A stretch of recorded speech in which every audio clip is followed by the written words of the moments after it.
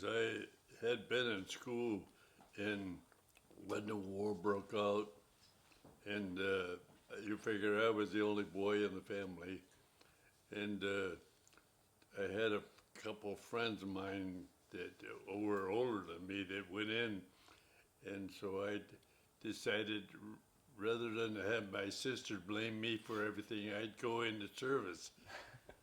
My father sort of reneged on it, but he finally gave in and said, "Go ahead, I'll put you in." That's how I got in. Well, I served in the Philippines with PT boats. We had to know the whole boat. Everybody on the boat had to be able to take over anybody's job that got hurt. So you figure when you go to school, they teach you how to do the guns, the torpedoes, the radio, the semaphore. Any job that was on the boat, you had to be able to do it. I had more accidents going overseas and in with the crew that was with us in the Army than I did in the service. When we were going overseas, we took and had to stop in at a WWII for get fuel. And while I was there, we were right to the unit this way, and the Army transport was this way.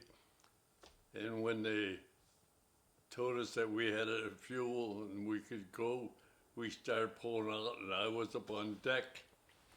And the Army transport started pulling straight forward, and it was right where I was. So I quick run down in the passageway and braced my hands on one side and the feet on the other. And they took the Army transport, ran right into us, split us way down below the water line. So when we come up, they had to pump the bilges, so it tipped the ship up so much water wouldn't go in. 11 days we sat there. They put a patch on it. So while they was putting a patch on there, they gave us liberty. So I took and went over on the beach, and that when they took and invaded the island to take it away from the Japanese, they had blasted the island so bad there wasn't even a tree. So the horse pitch was taken up. The baseball field was taken up. Anything that you could do was taken up. I went in the water swimming. Finally, they took and called us back to go back to the ship. I ended up with my back all full of blisters. And then they served some food, and they got all of them were sick, throwing up and everything. So we had that, and finally we got on our way, and we went by ourselves all the way over to the Philippines. And the war, you don't feel it. Believe me, you're just scared as heck. You just try to get the guy before he gets you, that's all. And being on the guns, it's a lot harder to be settled down, that's for sure.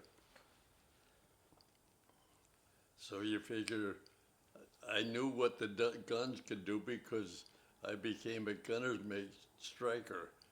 And so that meant that all the guns and the torpedoes I had to help take care of. So I knew the guns would work. All we had to do was hit the planes. And believe me, there's plenty of them come over. They used to try and get us a lot because we could do more damage, sneak in at night. We mostly did most of it at night. We didn't do it during the day. When I was coming home, I was feeling good, but I had to work hard to get home because they took our squadron down to Samar, and they took all the equipment off it and burned them all. And so then they put us on a tender. It was an LST. And being that they weren't working on guns and that, they put me on the gig for the officers. So I used to have to take them in and bring them back at night. That was quite a job because they only had pilings up and with reflectors on it. And you had to pick out the reflectors in order to get in to take them in and out. Well, we were sitting in where they used to show the movies, and they had a USO show going on when they announced it. And you figure when they announced it, there was a husband and wife team in the show, and she was by the edge of the stage, and all the guys lined up for to kiss her. And he's hollering, "We got to start the show, we got to get it done." They didn't give up until they got all kissed her. Not me, I wasn't there. I was on the bench watching what we had to do. We were a type of, it was before the war came, there was depression. And so we had it a little hard. But there's a lot of kids have it so good today that they just take advantage of their parents, which you guys probably know. And so in our days, they used to whoop the heck out of us if we did something wrong. That's why my sisters really did more. Every time they did something wrong, I got blamed for it. Well, you figure when we got over into the Philippines, you figure they pulled up along Samar on the opposite side of the island. And then we had to carry our sea bags in hammock, all in one package on our shoulders. And they only had a gangway that you could go down, and it was only about this wide. And the guy behind me, he must have been scared, and somebody scared him, and he hit my gangbang, almost tossed me over the side, pulled my stomach muscles out of me.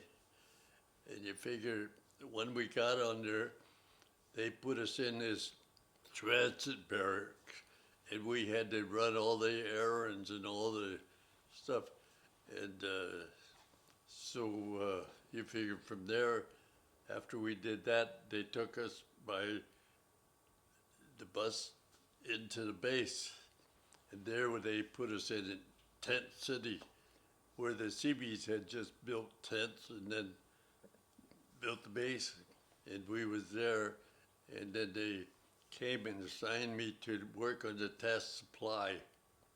So I went there, the guy says, have you got a driver's license? I says, no, because I was 17 years old. And so he says, well, he'll take you back there. When you got it out here, you're qualified. I had it out in a half hour. So from then I worked on taking and moving the stuff around the fork truck. And while I was there, I would work, and we had mahogany in there for repair their boats, and it was about this wide. So I took my pocket knife whenever I got free time, and I cut a hunk of it off. And I would take and whittle out a picture frame that would whittle Philippines in the year. I don't even have one. Everybody liked them so much, I gave them to them. So then the squadron came in to get overhauled, so we went on the tender with the boats. And from there, we took, after we got there, they took us down to base, I think it was 16, I think it was. Anyway, there we were sitting in, and we was in these Kwanzaa huts that did not have any ends on them. And they had some Japanese prisoners that were buried up in the hills somewhere, and you'd be sleeping, and the doggone, all of a sudden a pig would go into your cotton, squeal. Yeah, they didn't have any ends in them. All they had was the quonset over or so to protect us. And the Japanese that were in their caves or wherever they got in, they would come out and try to get food for the night. They would try and get the chickens and anything that the natives had. And every time you turn around, there would be a pig or something go running through the Quonset hut. If they hit the bed, they would go, week, week, week, week. You know, and then the little kid would come around. And we used to send them to the market, because for 50 cents you could get a big bananas like that. And so one day he come in and he had a big old muddy rag around his foot. I says, what happened? He says, bolo, because he couldn't really talk that much with you. He had taken the bolo, he was chopping wood, and went up his big toe. And so we asked him, you know, how he did it. And he says, cut fire. Barely the bolo knife cut his toe open. So I took him down to the sick bay, and they said, we don't take him here. You got to take him down to the Red Cross village. So we took him down there. They made us bring him every day down there. I didn't get to stick around to find out how his toe got out. But I got his address. I was going to write him, but when I got back to the States, they'd lost my sea bag and that when I was home on leave, and I couldn't even get in. So they took and put me on a seagoing tug. We towed the decommissioned ships down to Port Chicago and all that. And that's the only way I could get some money. But I didn't get paid until they got the records made up. It was quite a deal.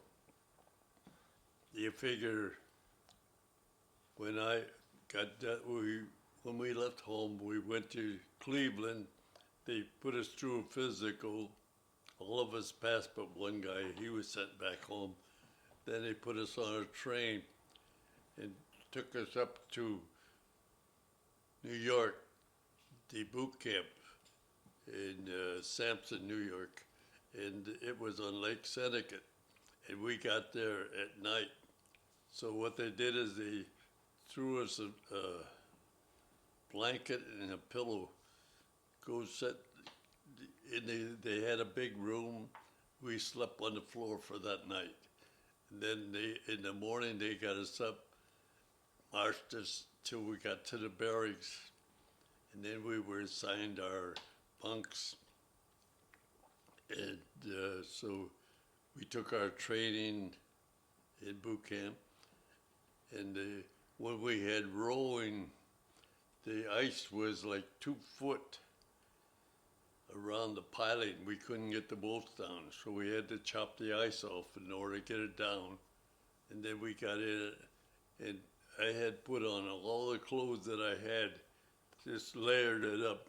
And as we was going along, you get to sweating so much from, even though it's cold, you're sweating. You take a thing off, you take another one off, you take it off. And then by the time you get done, you go back, you're just putting it back on. And then we marched back to the barracks on that one. And the one time when we went to fire training, we was marching back to the barracks. And so the chief says, we're going off this way. So he took us off the road, and he took us, and there was a ravine, and it had some obstacles up between the snow. Mind you, the snow used to get like that up there. It was about 2 foot. And so he says, now, I want every one of you to follow me exactly what I do, you do, or else. So he run up and he slipped on the top and he went down the hill. We all went down the hill with him. So he just gave up and marched us back to the barracks. So that was that one. Yeah. So we had two companies. Well, actually, we had about 5 companies in the drill hall going for the tests.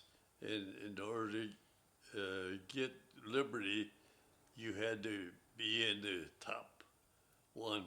Well, this one had been in there about 2 weeks before us, but we competed and we tied with them on all the points.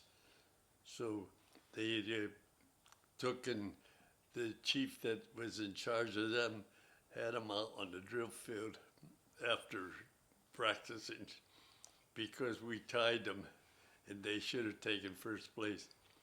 So we got to go to, on Liberty, I think it was 10 hours it was allowed.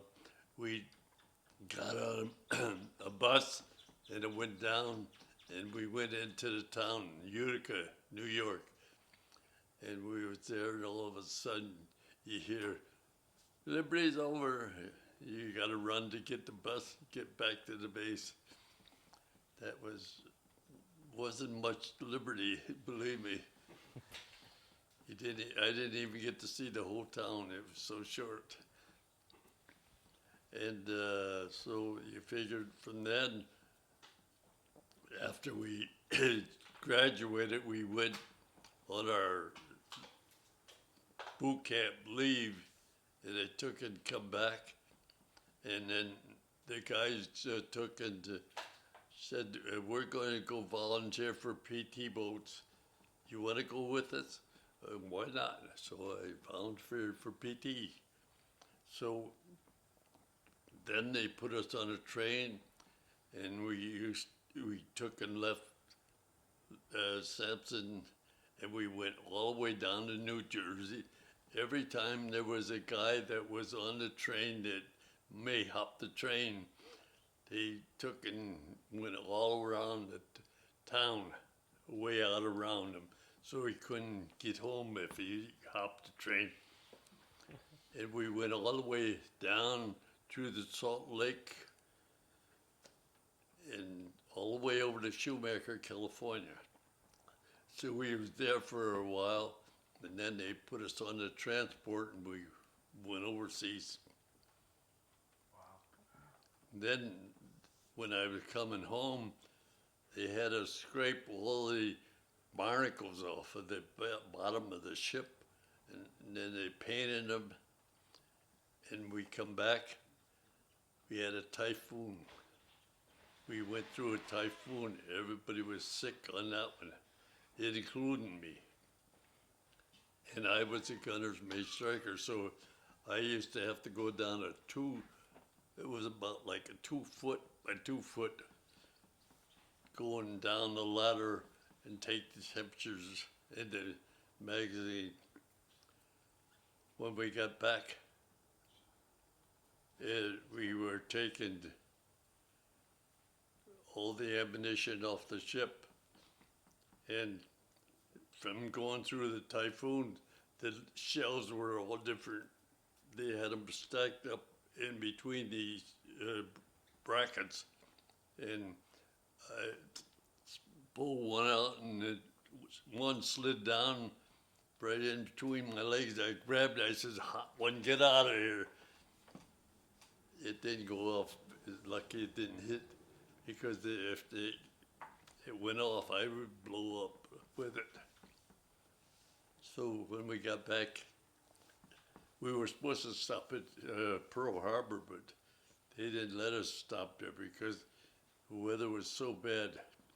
And one guy, we had ropes going across the bow so that nobody would go up there.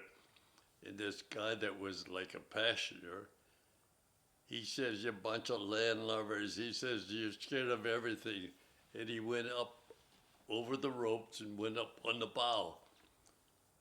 The next day we heard that he had got washed on the deck, and he had been gambling and had money in his wallet. He couldn't find his wallet. It washed down. So he got his price paid for that. But we got back to the States at least.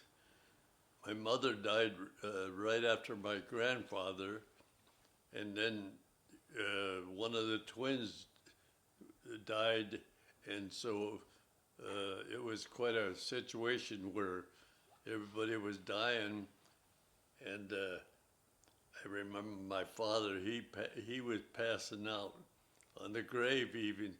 He was going to so many of them.